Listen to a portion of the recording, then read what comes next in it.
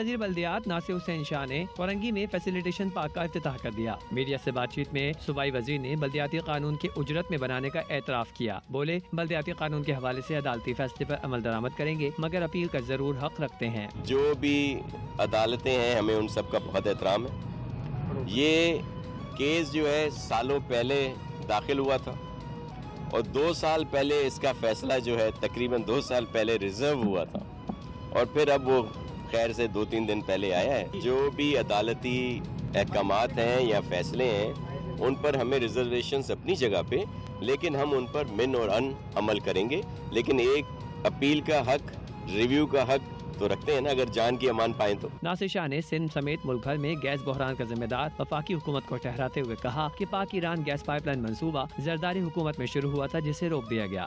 Gas کے لیے shortage یا دیگر اور بہت ساری اس وفاقی نااہل حکومت کی جو کیا کہہ رہے ہیں غلط پالیسیز کی وجہ سے سب پاکستانی بھگت رہے ہیں۔ مہنگائی دیکھ لیں، تاریخی مہنگائی ہے، تاریخی بے روزگاری ہے، تاریخی بدعنوانی ہے۔